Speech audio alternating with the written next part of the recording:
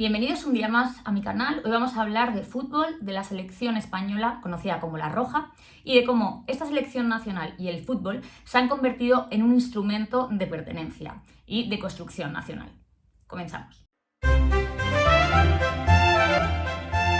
Os presento a 11 de los jugadores que formaron parte de la selección nacional que España llevó a los Juegos Olímpicos de Amberes. La primera vez que España competía en unos Juegos Olímpicos. Para que entendáis lo que os voy a contar a continuación sobre la selección, es importante que tengáis en cuenta que los Juegos Olímpicos son una competición que fomenta la pertenencia a un grupo, a una colectividad dada. Genera un nosotros que estaría representado por la bandera, por los himnos y por todo el despliegue simbólico que tiene lugar en esos Juegos Olímpicos y que fomenta al mismo tiempo la otredad, un otro al que oponerse, al que vencer. Dicho esto, hagamos un viaje en el tiempo. Se organizan los Juegos de Amberes. España solo había participado en París 1900. Había faltado todo lo demás. Y se montó una gran polémica sobre si ir o no ir. Los más pesimistas creían que si España iba a hacer el ridículo de su historia. Finalmente se llevó representación para 6 deportes de los 19 que hubo en aquellos Juegos. En relación al equipo de fútbol, que es lo que más nos interesa, los problemas empiezan nada más llegar.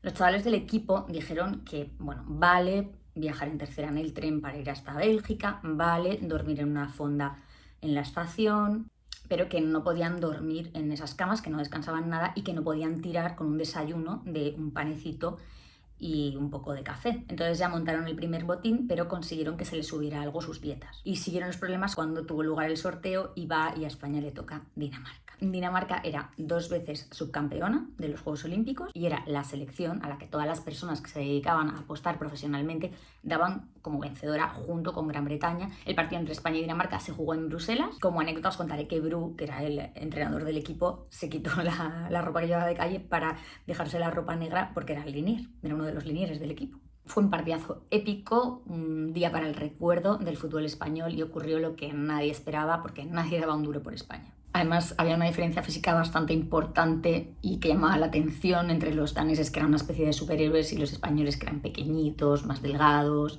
no tan musculosos, no tan fuertes. Pero nada más empezar, el público lo empieza a flipar con Zamora, con el portero, y no paraban de aplaudirlo. En esto que llega el descanso, van a 0, los jugadores de España entran en su vestuario y se empiezan a decir los unos a los otros, pero es de coña, este es realmente el super equipazo, pero si podemos ganarlos. Ya cuando sale el equipo español por segunda vez, en el segundo tiempo, el público empieza a aplaudir fuerte y al cabo de un rato, pues gol de España. Y los daneses que se miran los unos a los otros en plan, a ver, qué broma es esta, nos está ganando este equipucho a nosotros. Así que se fueron a lo loco a intentar remontar el partido y tened en cuenta que antes el fútbol era mucho más físico que ahora, más violento, entonces se llevaron patadas, los jugadores españoles que eran más pequeños acabaron volando por los aires. El portero de España, Zamora, cuenta que el delantero de Dinamarca le arrancó un trozo de su jersey cuando intentaba despejar un balón. Los espectadores aplaudieron como locos, a Zamora lo llevaron sus compañeros en hombros, hizo unos paradones en ese partido, o sea, fue otro rollo. Hubo 4 partidos más: Bélgica, Suecia, Italia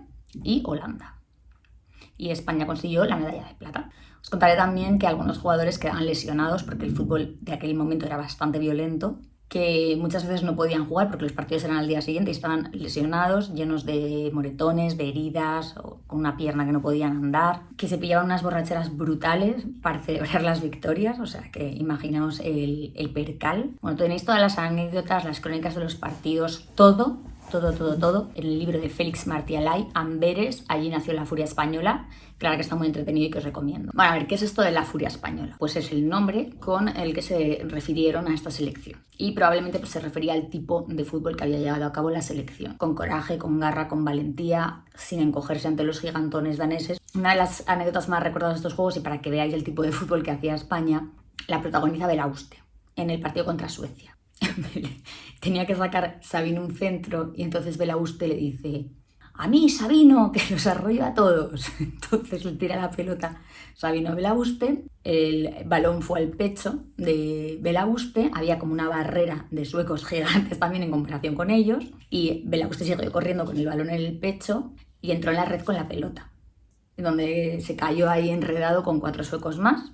Y gol. Y de la furia española pasó a la furia roja porque el color de la camiseta era roja. Y al final pues acabó conociendo a la selección por este nombre. En su vuelta a España esos hombres se habían convertido en héroes patrios, que sigue pasando a día de hoy. Y la prensa les agradecía su valor, su lucha, su entrega, el haber combatido por la bandera, por el país. Al final no son 11 personas jugando contra 11 personas, sino que son un símbolo del país entero. Lo que hacen en el campo, los jugadores, se convierte por arte de magia en éxito o fracaso del país, no de los jugadores. Y de hecho, si analizamos el lenguaje que se utiliza en el fútbol, es un lenguaje que está inspirado por el bélico. El partido, al final, el partido de fútbol está representando simbólicamente una guerra con dos contendientes, con vencedores y convencidos, donde el guerrero está mostrando sus valores, la dignidad en la derrota, el morir, perder con honor. Y en el caso de las selecciones nacionales, bueno, se trata de una guerra pacífica entre naciones, que estaría reforzando la identidad de unos otros y un otro al que se opone, al que tiene que vencer. Así que la furia española, la furia roja, como se le llamó después por la camiseta que vestían, que era de color rojo, se erigía por lo tanto en una representación de España y convertía con sus partidos a España en una nación victoriosa. Y su juego, valiente, se convertía por asociación en característica del pueblo español, de los habitantes de España. Y la selección siguió llamándose la roja. Sin embargo, llega la guerra civil y después de la guerra civil se prohíbe este nombre y además se deja de utilizar la camiseta roja porque lo rojo representaba a los comunistas, que eran el superenemigo de Franco. Total, que se cambió la camiseta roja por la azul durante un tiempo, aunque después volvería la camiseta roja. Desde el punto de vista de los éxitos deportivos, la verdad es que fueron muy escasos en esta época. De hecho, lo mejor que se consiguió fue un cuarto puesto en el Mundial de Brasil y la alegría, eso sí, de haber derrotado a Inglaterra.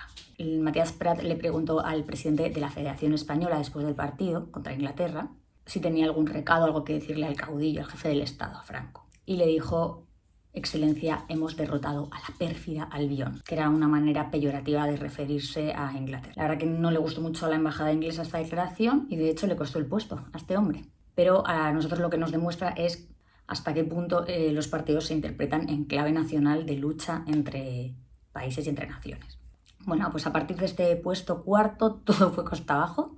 En los siguientes mundiales del 54 y del 58 España ni siquiera se clasifica. Y en la Copa de Europa de Selecciones, que se había estrenado en 1960, pues directamente se retira. En esta época había jugadores que no eran españoles, pero que tenían la nacionalidad, que eran húngaros que habían escapado del comunismo, como Kubalau Puskas, y otros como Di Stéfano, Eulogio Martínez y Santa María. A partir de 1962 y ante los malos resultados, la federación decidió cerrar las fronteras a jugadores extranjeros para la selección, porque decían que esto le estaba quitando la posibilidad a las jóvenes promesas nacionales de poder avanzar y mejorar en su propia selección.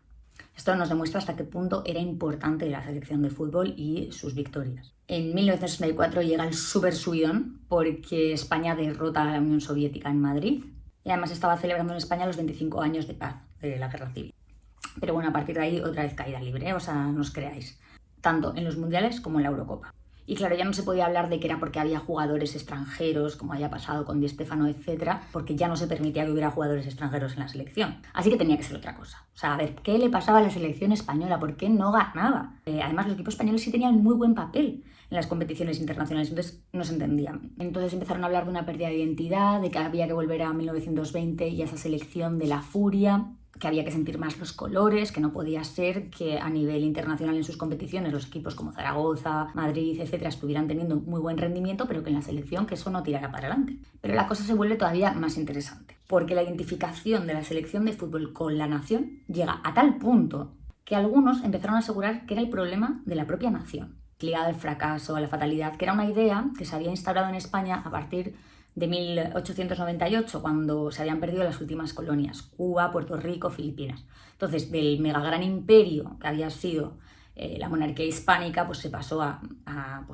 lo que es ahora España, y eso lo interpretaron los intelectuales del 98 como bueno, pues una derrota absoluta, como la fatalidad, como que España era un país que estaba en total decadencia. Así que esa idea había calado en la sociedad española y se empezó a pensar que efectivamente la propia nación tenía un problema y que eso se reflejaba en la selección española. Y como con la democracia no se arregló el problema de la selección española, pues se hizo hincapié en la idea de que el problema no era el sistema político, que era la propia esencia del español, que estaba destinado al fracaso y a la fatalidad y a la decadencia. Y además lo que ocurrió en la siguiente Eurocopa y en el siguiente Mundial vino a confirmar estas ideas. En la Eurocopa de 1984, con el fallo del portero Arconada en la final y la derrota por penaltis contra Bélgica en los cuartos del Mundial. Alfredo Di Stéfano, que era comentarista deportivo por aquella época y había acabado su carrera futbolística, resumió esta idea en una frase legendaria: jugamos como nunca y perdimos como siempre. había nacido la maldición de cuartos, que yo he tenido la suerte de vivir. Y esta maldición de cuartos pues empezó a repetirse. En el Mundial de Estados Unidos, por ejemplo, en 1994,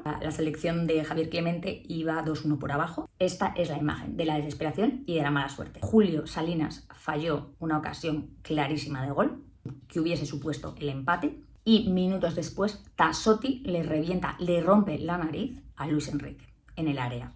Era un clarísimo penalti que no se pitó. Entonces ahí en la imagen veis a Luis Enrique con la nariz sangrando, diciéndole al árbitro: me ha roto la nariz, me ha dado un codazo, ha sido en el área, pero no hubo penalti. Pues nada, otra caída en cuartos, y en la Eurocopa siguiente otra vez cuartos. El Mundial de 2002, pues otra vez cuartos. Y además otra vez la mala suerte, otra vez la fatalidad. Se anulan 3 goles que todo el mundo dice que eran legales, o por lo menos uno de ellos fue clarísimo que era gol. De hecho, es un mundial que se recuerda como el del robo. Y ya la temprana derrota de la Eurocopa de Portugal nos llevó ya a la máxima desesperación, y de hecho en El Mundo se pudo leer lo siguiente: el fracaso es consustancial a España. O sea, de nuevo esta idea de la fatalidad que nos persigue, de esa esencia española. Y en esto llega Luis Aragonés como entrenador para la selección nacional. Y para animar un poco el cotarro, dijo: quiero que el jugador tirite al ponerse la roja, que muera por ella, como un brasileño. Y entonces resucitaba así el nombre, La Roja, con el que se había conocido a la selección al principio de su andadura. Y también de alguna manera interpretando que es que igual no se habían conseguido títulos porque los jugadores no lo habían dado todo, que era una idea que flotaba en el ambiente desde hacía décadas, pero que bueno, que si nos ponemos a analizar los partidos vemos que eso no es verdad. Pero bueno, algo había que echarle la culpa, y era como, bueno, es que no sienten los colores. Con Luis Aragonés la selección empieza a ganar un apoyo popular brutal. Si bien es cierto que sectores de la derecha se empezaron a quejar del nombre, lo de La Roja no les terminaba de cuadrar, porque lo entendían como una victoria simbólica de la izquierda, que además estaba gobernando en España en aquel momento. En 2006 se jugó muy bien, pero otra vez la maldición de cuartos. Y como ya era costumbre, ya nos habíamos acostumbrado a perder, a ser unos perdedores, pues entonces ya a nadie le importó, y bueno, y la selección española siguió contando con muchísimo apoyo popular. Una afición que veía cómo la selección española se hacía con la Eurocopa de 2008, tras romper el maleficio de penaltis en cuartos, además contra Italia. Yo debo confesar que ese día fue para mí, tenía clarísimo que nos iban a echar otra vez, y de repente fue como, no puede ser, ¿de verdad? ¿Esta vez está pasando? O sea, ¿estamos pasando de cuartos?